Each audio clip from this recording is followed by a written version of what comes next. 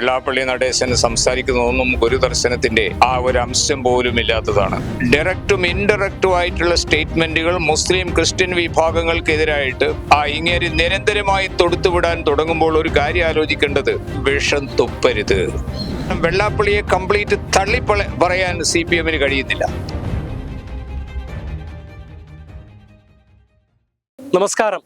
SNDP യോഗം general secretary Vellappally Natesan വിവാദങ്ങൾ വിടാതെ പിന്തുടർന്നുകൊണ്ടിരിക്കുകയാണ്. വെള്ളാപ്പള്ളിയുടെ നാവ് തന്നെയാണ് വെള്ളാപ്പള്ളിക്ക് വലിയ കുഴപ്പമുണ്ടാക്കുന്നത്. ഈ കഴിഞ്ഞ ദിവസവും മലപ്പുറത്തെക്കുറിച്ച് വെള്ളാപ്പള്ളിയുടെ ചില പരാമർശങ്ങൾ വിവാദമാവുകയും അതിനെക്കുറിച്ച് മാധ്യമപ്രവർത്തകർ ചോദിച്ചപ്പോൾ മാധ്യമപ്രവർത്തകരുടെ മൈക്കടക്കം തട്ടിമാറ്റിക്കൊണ്ട് ക്ഷുഭിതനാവുകയും വെള്ളാപ്പള്ളി ചെയ്യുന്നത് നമ്മളെല്ലാവരും കാണുകയുണ്ടായി. വെള്ളാപ്പള്ളി നടേശൻ എന്ന് പറയുന്ന വ്യക്തിക്ക് എന്താണ് സംഭവിക്കുന്നത്? വെള്ളാപ്പള്ളിയുടെ നാവിന് വിലങ്ങിടേണ്ട സമയം അതിക്രമിച്ചു. ഈ വിഷയത്തെക്കുറിച്ച് നമ്മളോട് പ്രതികരിക്കുന്നത് രാഷ്ട്രീയ നിരീക്ഷകനും എഴുത്തുകാരനുമായ ഡോക്ടർ റഷീദ് പാനൂരാണ്. അദ്ദേഹത്തിന്റെ വാക്കുകൾ. തീർച്ചയായും കാരണം SNDPയുടെ ഭാഗത്ത് നിന്ന് ഷാർപ്പായ പ്രതികരണം ഉണ്ടായല്ലോ. വെള്ളാപ്പള്ളി നടേശൻ സംസാരിക്കുന്നതൊന്നും ഗുരുദർശനത്തിന്റെ ആ ഒരു അംശം പോലും ഇല്ലാത്തതാണ്.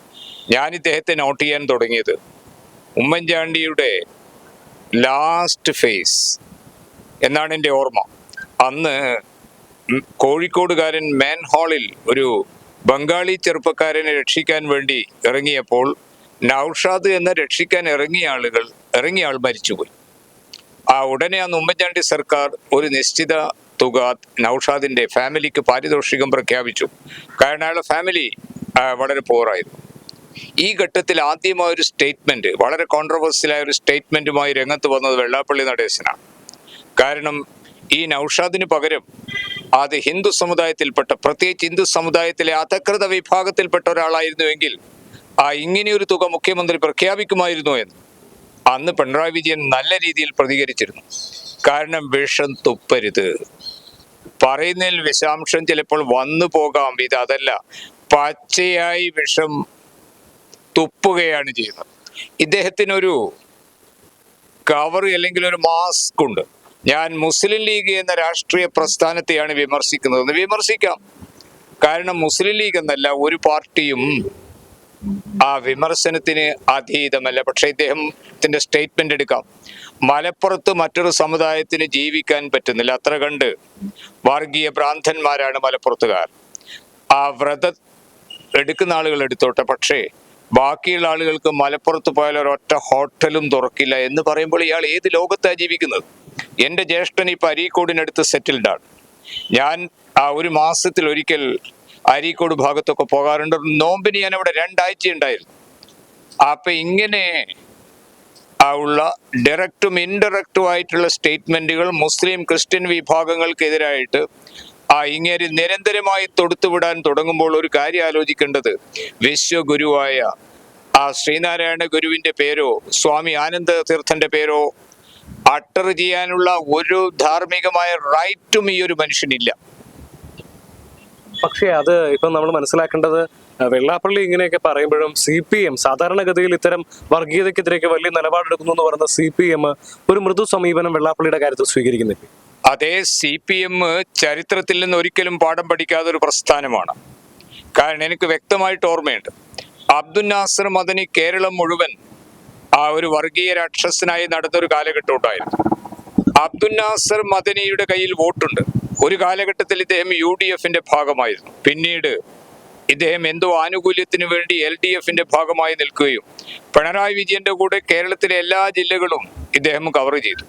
അപ്പോഴും VS അച്യുതാനന്ദൻ പറഞ്ഞു, അല്ല മിസ്റ്റർ വിജയൻ, തീ കൊണ്ടുള്ളൊരു കളിയാണിത്, ഇത് വേണ്ട എന്ന്. പക്ഷെ ഇലക്ഷൻ കഴിഞ്ഞപ്പോൾ ദയനീയമായിട്ട് CPM പരാജയപ്പെട്ടു. ഈ പരാജയത്തിൽ പത്രക്കാർ അച്യുതാനന്ദനെ കണ്ടു. താങ്കളുടെ ലൈനാണ് ശരിയെന്ന് പറഞ്ഞപ്പോൾ അച്യുതാനന്ദനൊന്ന് ചിരിച്ചു. പിറ്റേ ദിവസം സാംസ്കാരിക നായകൻ സുകുമാർ അഴീക്കോട് പറഞ്ഞു, അച്യുതാനന്ദൻ ചിരിക്കാൻ പാടില്ലായിരുന്നു. കാരണം നിങ്ങൾ ഉണ്ടാക്കിയ ഒരു പ്രസ്ഥാനം ഇത്ര ടെറിബിളായ ഒരു ഡിഫീറ്റിനെ നേരിടുമ്പോൾ താങ്കൾ ചിരിക്കാൻ പാടില്ലായിരുന്നു. അതൊരു ഫാക്ട് തന്നെ. പക്ഷെ പിന്നീട് അവർ ബന്ധം വിട്ടു. പക്ഷെ ഇപ്പോഴും അബ്ദുൽ നാസർ മദനിയുടെ PDP ഇടതുപക്ഷത്തിന്റെ ഭാഗത്താവുള്ളൂ. അബ്ദുൽ നാസർ മദനി ഇളക്കിവിട്ട വർഗീയ കൊടുങ്കാറ്റിനെ കുറിച്ച് P. ജയരാജൻ ഒരു പുസ്തകം എഴുതി. ഉടനെ CPM ഔദ്യോഗികമായി പറഞ്ഞത് ആ പുസ്തകം ജയരാജന്റെ വ്യൂ മാത്രമാണ്, പാർട്ടിയുടെ വ്യൂ അല്ല. മദനിക്ക് കുറച്ച് തെറ്റുപറ്റിയിട്ടുണ്ട്, അതെല്ലാം അദ്ദേഹം തിരുത്തി എന്നാണ്. ഇങ്ങനെ അവസരത്തിനും അനവസരത്തിനും വർഗീയത ഇളക്കി വിടുകയും അതിൽ നിന്ന് ഏതാനും ചോരത്തുള്ളികൾ ഊറ്റിക്കുടിക്കുകയും ചെയ്യുന്ന ഒരു രീതി മറ്റ് പ്രസ്ഥാനങ്ങൾക്കുണ്ടായിരുന്നു. പക്ഷെ CPM ഇതൊരിക്കലും നേരത്തെ ചെയ്തിരുന്നില്ല. ഇന്നിപ്പോ മറ്റേത് പ്രസ്ഥാനത്തെക്കാളും ഈ മൂന്നാം ഭരണം പിടിക്കാനുള്ള തത്രപ്പാടിൽ ഇതൊന്നും ഒരു വിഷയമല്ലാതിരിക്കും. കാരണം വെള്ളാപ്പള്ളിയെ കംപ്ലീറ്റ് പറയാൻ CPM കഴിയുന്നില്ല. അദ്ദേഹത്തിന്റെ ചില സ്റ്റേറ്റ്മെന്റുകളോട് നമുക്ക് വിയോജിക്കാം. ഇതല്ല CPM ചെയ്യേണ്ടത്. ഇങ്ങനെയൊരു കോമരത്തെ, ഇങ്ങനെയൊരു വിഷം തുപ്പുന്ന ഒരു സർപ്പന്റിനെ ഞങ്ങൾക്ക് അല്ലെങ്കിൽ ഞങ്ങളുടെ പ്രസ്ഥാനത്തിന് അവരുമായിട്ട് യോജിക്കാൻ കഴിയില്ല എന്ന് ഉച്ചസ്ഥരത്തിൽ CPM പറയേണ്ടതാണ്. വെള്ളാപ്പള്ളിയുടെ നീക്കത്തിന് പിന്നിൽ, അതായത് വെള്ളാപ്പള്ളി ഇടതുപക്ഷത്തെ വല്ലാതെ സൂചിപ്പിക്കുകയും ചെയ്യുന്നുണ്ട്, പിണറായി പ്രത്യേകിച്ചും. വെള്ളാപ്പള്ളിയുടെ നീക്കത്തിന് പിന്നിൽ മകന്റെ രാഷ്ട്രീയ പാർട്ടിയെ LDFിലേക്ക് കൊണ്ട് LDFിന്റെ ആളിലേക്ക് കെട്ടാനുള്ള ഒരു ശ്രമമായിരിക്കും. അതായിരിക്കുമല്ലോ. കാരണം അദ്ദേഹം പറയുന്നു BJP എന്ന മഹാപ്രസ്ഥാനത്തിന്റെ കൂടെ ചേർന്നിട്ട് ഞാൻ ഇടയ്ക്ക് മീറ്റിങ്ങിന് പോവും, അല്പം കാപ്പി കഴിക്കും എന്നല്ലാതെ മറ്റൊരു നേട്ടവും ഇല്ല എന്നാണ്. അപ്പം മകന്റെ പ്രസ്ഥാനത്തെ ഇടതുപക്ഷത്തിന്റെ കൂടെ ഇനി എങ്ങാനും ഇടതുപക്ഷം അധികാരത്തിൽ വരികയാണെങ്കിൽ അധികാരത്തിന്റെ പങ്ക് വഹിക്കാം. മലപ്പുറം ജില്ലയിൽ 1-2 എയ്ഡഡ് കോളേജുകളോടും കൂടി കിട്ടും. കാരണം ഇവരൊക്കെ പിടിമുറുക്കുന്നത് എയ്ഡഡ് സ്കൂളുകൾ, എയ്ഡഡ് കോളേജുകളാണ്. കാരണം അപ്പോയിന്റ്മെന്റിന് കോടികൾ, അതുവഴിയുള്ള ലാഭം പ്രസ്ഥാനത്തിന്. അപ്പൊ ഇടതുപക്ഷത്തിനെ ഒന്ന് സുഖിപ്പിക്കുക. ഇടതുപക്ഷം കരുതുന്നത് തീയ വിഭാഗത്തിന്റെ വോട്ട് അതൊരു വോട്ട് ബാങ്കായി മാറുന്നതാണ്. പക്ഷെ അത് ഈ കഴിഞ്ഞ പഞ്ചായത്ത് ഇലക്ഷനിൽ കണ്ടു. കാരണം പഞ്ചായത്ത് ഇലക്ഷനിൽ എപ്പോഴും CPMന്റെ ഒരു ചങ്ക് ആണ് തീയ വിഭാഗത്തിന്റെ വോട്ടുകൾ. പക്ഷെ അത് എത്ര കിട്ടി എന്നുള്ളത് ഇവരൊക്കെ ബുദ്ധിജീവികളിലെ, ഇവർക്ക് ഇരുന്ന് കാൽക്കുലേറ്റ് ചെയ്ത് നോക്കാമല്ലോ. വെള്ളാപ്പള്ളി ഉണ്ടാക്കിയത് ഇവർക്ക് ദുഷ്പേരാണോ അല്ല സൽപ്പേരാണോ എന്നുള്ളത്. ഇപ്പൊ വെള്ളാപ്പള്ളി കൂടെ കൊണ്ടു നടക്കുന്നതുകൊണ്ട് LDFിന് ഗുണമൊന്നും ഇല്ല എന്നുള്ളത് തന്നെയാണ്. ഗുണമില്ല എന്നല്ല, LDF ഒരു കാലഘട്ടത്തിൽ ഉണ്ടാക്കിയ മുഴുവൻ പേരിനും, മുഴുവൻ സൽപ്പേരിനും ഇത് കളങ്കമാണ്, അല്ലെങ്കിൽ കറുത്ത് പെയിന്റ് അടിക്കലാണ്.